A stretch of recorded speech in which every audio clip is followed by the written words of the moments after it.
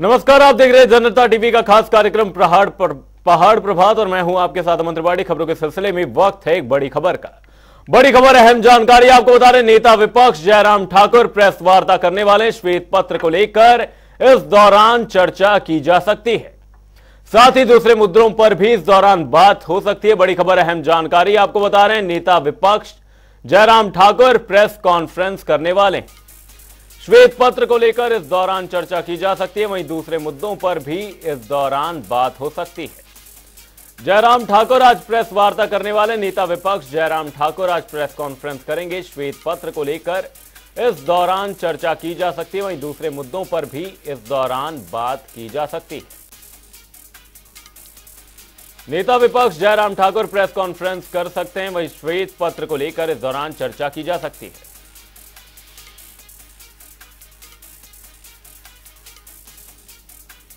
वहीं हिमाचल से हमारे ब्यूरो चीफ विकास शर्मा हमारे साथ इस खबर पर जुड़े हुए हैं। विकास जी, मैं आपसे जानना चाहूंगा कि जयराम ठाकुर की ये जो प्रेस वार्ता होने वाली है, इसमें श्वेत पत्र को लेकर क्या कुछ बड़ी बातें निकलकर सामने आ सकती हैं? देखिए, बिल्कुल, क्योंकि कई मायनों में अहम जो है ये प्रेस कॉन्फ्रेंस रहने वाली है। बीते कल भी एक प्रेस कॉन्फ्रेंस जो है वो साझा प्रेस कॉन्फ्रेंस की गई थी, जिसमें प्रदेश अध्यक्ष डॉक्टर राजीव बिंदल और उनके साथ साथ जयराम ठाकुर भी मौजूद थे, जो कि नेता प्रतिपक्ष हैं। आज भी एक अहम प्रेस कॉन्फ्रेंस जो है वो इसी कड़ी में की जाएगी, जिसके जरिए प्रेस कॉन्फ्रेंस करके ये बताया जाएगा कि सरकार की नाकामियां कहाँ कहाँ रही हैं। हालांकि मॉनसून का सत्र चल रहा है, सदन के भीतर भी कई दफा ये देखा गया कि किस तरह से विपक्ष तय रणनीति के तहत अंदर जाता है, सदन के भीतर जाता है और सत्ता पक्ष को घेरने की कोशिश जो है वहां पर की जाती है। लेकिन कहीं ना कहीं पलड़ा जो है वो कई बार ऐसा देखा गया कि जो सत्ता पक्ष का यहाँ पर भारी पड़ जाता है। कई ऐसी चीजें हैं जो कि विपक्ष अपनी बात कहने की कोशिश करता है, लेकिन जो स्पीकर है उनकी इजाजत नहीं मिलती, जिसके कारण उनकी बात वहां पर दब जाती है। और यही एक बड़ी वजह रहती है जब तनाव बढ़ जाता है और उसके बाद जो विपक्ष है वो सदन से वॉकआउट करता है और बाहर आकर मीडिया में बयानबाजी करता है। पूर्व मुख्यमंत्री और नेता प्रतिपक्ष जयराम ठाकुर का साफ तौर पर कहना है कि राज्य सरकार कई ऐसे मसले हैं जिनको लेकर लगातार झूठ बोल रही है। चाहे वो श्वेत पत्र को लेकर बात करनी हो तो उसको लेकर भी साफ ये कहा गया है कि ये सफेद झूठ है और कई ऐसी चीजें हैं जो अपनी तरफ से बनाई गई है। हालांकि कर्ज को लेकर ये बड़ी लंबी चर्चा है, बड़ी बहस है कि क्या कर्ज पूर्व की सरकार द्वारा या फिर उससे पहले की पूर्व की सरकार द्वारा जो कर्ज है वो यहाँ पर लिया गया था। लेकिन इतना जरूर है, जो आंकड़े सदन में उप मुख्यमंत्री मुकेश अग्निहोत्री की तरफ से दिए गए थे उसमें भी साफ तौर पर यह कहा गया था कि हिमाचल प्रदेश देश भर में 5वां ऐसा राज्य है जिसने सबसे ज्यादा कर्ज जो है वो यहाँ पर लिया है, यानी कि लिमिट के हिसाब से कर्ज यहाँ पर लिया है। और ऐसे में अब किस तरह से जो चीजें रहने वाली हैं, क्या वो झूठ राज्य सरकार बोल रही है, क्या श्वेत पत्र के अंदर जो चीजें बताई गई हैं क्या वो झूठ हैं और कितनी हद तक वो झूठ है, क्या उसके अंदर सच है, ये तो अभी देखना होगा। क्योंकि सदन के भीतर जो है ये श्वेत पत्र कमेटी ने अपनी रिपोर्ट जो है वो सौंप दी है। इसमें यह भी कहा गया कि जनमंच हो या फिर अन्य कार्यक्रम हो, अमृत महोत्सव हो, ये बड़े बड़े जो कार्यक्रम जो जिन्हें फ्लैगशिप कार्यक्रम जो है पूर्व की जयराम सरकार की तरफ से कहा गया था, फिजूल खर्ची के नाम पे और खास तौर पर तब जब चुनाव सर पर थे, ठीक उससे पहले जिस तरह से रैलियां की गई या फिर जो इन्वेस्टर्स मीट धर्मशाला में की गई या इस तरह से फिजूल खर्ची जो है वो यहाँ पर की गई, इसके पीछे आखिरकार मंशा क्या जयराम सरकार की रही है, इसको लेकर विस्तार से जानकारी जो है वो सदन के भीतर उन्होंने उप मुख्यमंत्री मुकेश अग्निहोत्री ने दी थी। लेकिन आज यही देखना होगा कि जयराम ठाकुर क्या इस बाबत कहते हैं, क्योंकि अपनी बात उन्होंने उस दिन भी कही थी, मीडिया में भी आकर बाहर जब वॉकआउट कर आए थे तब भी उन्होंने अपनी बात की थी। लेकिन आज विस्तार से एक प्रेस कॉन्फ्रेंस के जरिए तमाम चीजें देखी जाएंगी और सत्ता पक्ष यानी सरकार के ऊपर निशाना जो है वो आज साधा जाएगा। जयराम ठाकुर आज प्रेस कॉन्फ्रेंस करने वाले हैं। बहुत बहुत धन्यवाद विकास शर्मा जी तमाम जानकारी के लिए। दूसरे मुद्दों पर भी इस दौरान बात की जा सकती है।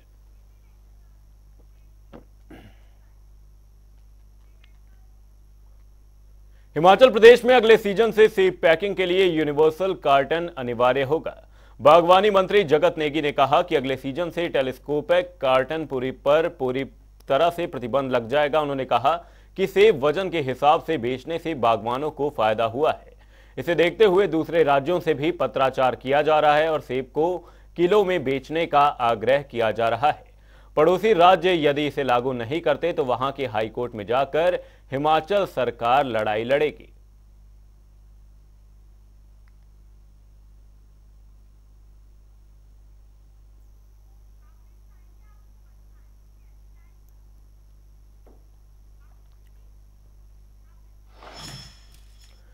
यूनिवर्सल और टेलीस्कोपिक में अंतर समझने की कोशिश करते हैं। टेलीस्कोपिक कार्टन 2 पीस में होते हैं, उसमें 30 से 35 किलो तक सेब भरा जा सकता है।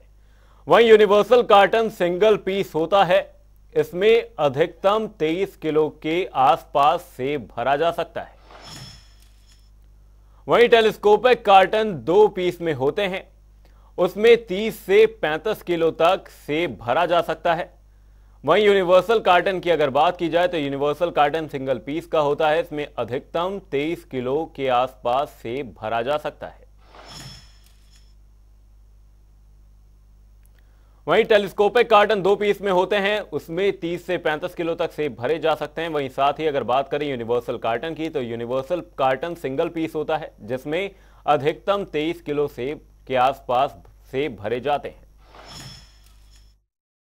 इस बार जो है हमारी सरकार ने जो फल है उसको बाय वेट खरीदने का या बेचने का जो है निर्णय लिया, और उसी के तहत जो है इस बार मंडियों में खासकर नाशपाती और जो प्लम और जो सेब है उसको जो है बागवानों को बहुत ही बढ़िया जो है उसके दाम मिले हैं। और इस बार जो है जो इसका पैकेजिंग है, सेब का खासकर पैकेजिंग है, अभी उसके बारे में इस बार हम जो है एक जो है यूनिवर्सल कार्टन जिसकी मांग भी है, जिसका मतलब है कि एक ग्रेडिंग का स्टैंडर्ड है, उस स्टैंडर्ड के तहत जो हम अगर पैकिंग करते हैं तो 24 किलो टोटल वेट जो है कार्टन समेत होता है, और ये जो है सिंगल एक पीस का डब्बा होता है। तो इस यूनिवर्सल कार्टन या यूनिवर्सल ग्रेडिंग इसको भी जो है हम अगले साल जो है इसको सीजन में जो है सेब के लिए खासकर इसको लागू करेंगे।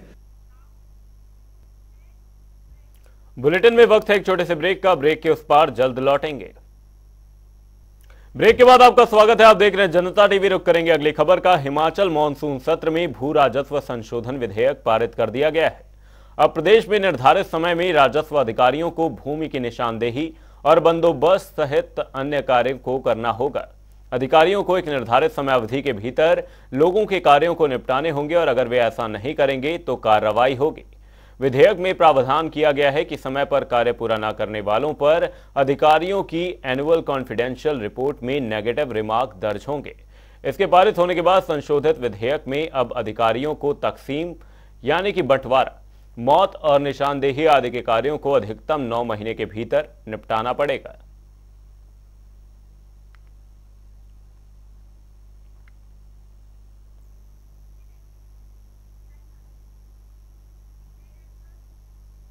विधानसभा में भारतीय स्टाम्प विधेयक 2023 को पारित कर दिया गया है। सदन में विपक्ष की गैर मौजूदगी में इस विधेयक को ध्वनि मत से पारित किया गया।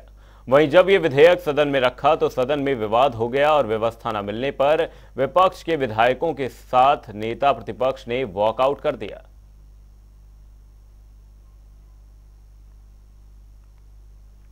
स्टैंप ड्यूटी पर दोपहर से पहले हाउस में डिस्कस हुआ और डिस्कस होने के पश्चात हमने अपनी अमेंडमेंट मूव की हुई थी, हमारे रणधीर शर्मा जी ने मूव की हुई थी, और उसमें सबसे बड़ी बात ये थी कि उसमें जो स्टैंप ड्यूटी में जो इंक्रीज थी वो 10 टाइम्स थी, यानी कि 100 रुपये से सीधा उसको 1000 रुपये तक ले जा रहे हैं। और उसके बाद दूसरी भी और बहुत सारी इंक्रीजेज उसमें थी। उसमें हमने कहा कि हिमाचल प्रदेश में कांग्रेस की सरकार आने के बाद गरीब लोगों के ऊपर लगातार बोझ बढ़ता जा रहा है। आपने तेल की कीमतें बढ़ा दी लगभग 6.25 रुपये, आपने बिजली का टैरिफ इंडस्ट्रियल सेक्टर के लिए बढ़ा दिया, आपने हर चीज को लेकर के आपने सीमेंट की कीमतें एक बार नहीं, सरकार आने के बाद 2 बार बढ़ गई, और ऐसे में लगातार ये बोझ गरीब जनता के ऊपर जा रहा है। हिमाचल प्रदेश में कानून व्यवस्था आपदा के बाद राहत एवं बचाव कार्यों में सरकार की कमियों को उजागर करते हुए विपक्ष लगातार घेरने की कोशिश कर रहा है। इस बीच हिमाचल बीजेपी सरकार से आर पार की लड़ाई के मूड में है। इसी क्रम में 25 सितंबर को बीजेपी हिमाचल प्रदेश विधानसभा का घेराव करने जा रही है। हिमाचल प्रदेश के बीजेपी अध्यक्ष डॉक्टर राजीव बिंदल ने प्रदेश की कांग्रेस सरकार पर आरोप लगाते हुए कहा कि सरकार को 10 महीने का वक्त हो चुका है। जब से कांग्रेस प्रदेश की सत्ता में काबिज हुई है तब से 1000 से ज्यादा संस्थान बंद किए जा चुके हैं।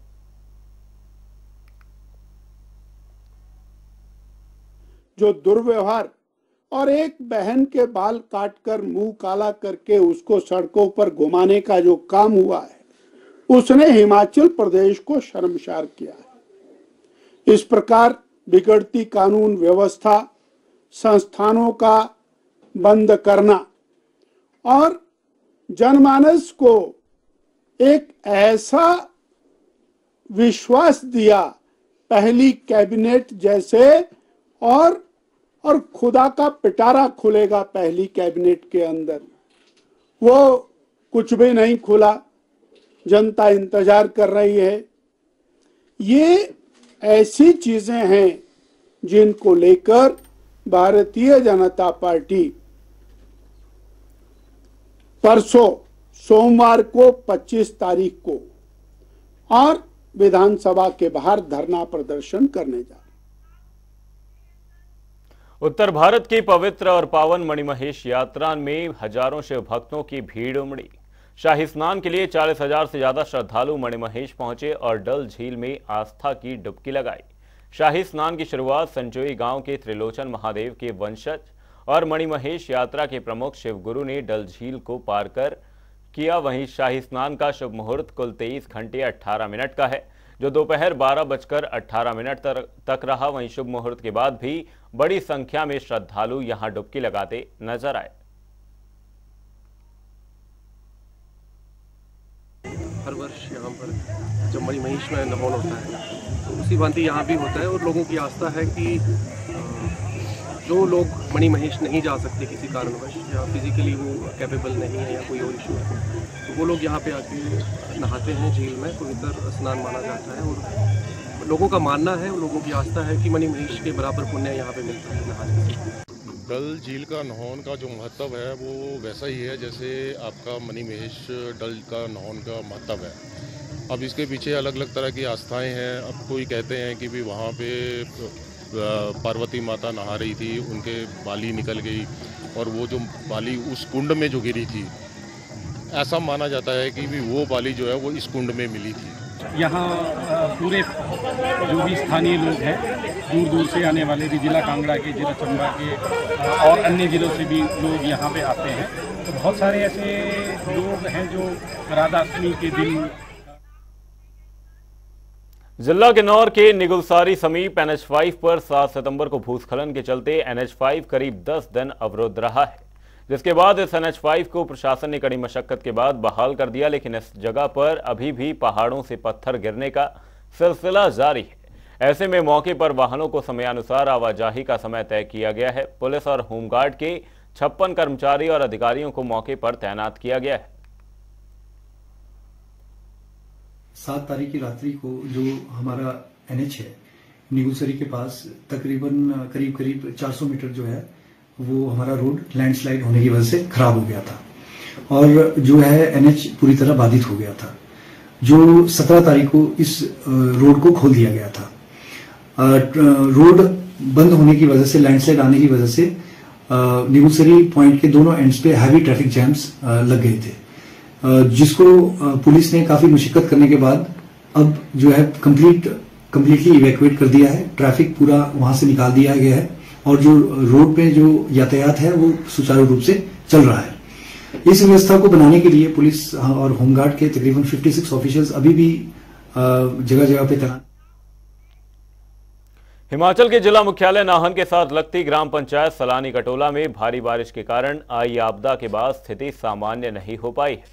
हालांकि बारिश कम हो चुकी है, लेकिन गांव क्षेत्र के रास्तों पर अभी भी जोखिम बने हुए हैं। इस क्षेत्र में बच्चों को स्कूल जाने में खासी दिक्कतों का सामना करना पड़ रहा है। ग्राम पंचायत सलानी कटोला में राजकीय प्राथमिक पाठशाला सलानी में पहुंचने के लिए नन्हे छात्रों को आए दिन जान जोखिम में डालकर रास्ता तय करना पड़ रहा है। आलम यह है कि थोड़ी चूक भी यहां किसी बड़े हादसे को अंजाम दे सकती है, लेकिन संबंधित ग्राम पंचायत और अधिकारी नेता इस मामले से अनभिज्ञ हैं। इस संदर्भ में ग्राम पंचायत सलानी कटोला के प्रधान जी से बात की जाएगी और उनको बोला जाएगा कि मौका मुआयना करके उसका रेजोल्यूशन बना के खंड विकास कार्यालय में दें, ताकि हम उसका मौका मुआयना अपने टेक्निकल और जेई से करवा के और उसका एस्टीमेट बनाएं और उसके आगे उसके लिए फंडिंग के लिए हम उसको ऊपर उच्चाधिकारियों को भेजें। उसके बाद ही आगे कार्रवाई हो पाए। हिमाचल प्रदेश के बकलोह में भारतीय सेना पैरा स्पेशल फोर्सेस को आधुनिक बनाने की पुरजोर कोशिश कर रही है। देखिए हमारी एक खास रिपोर्ट।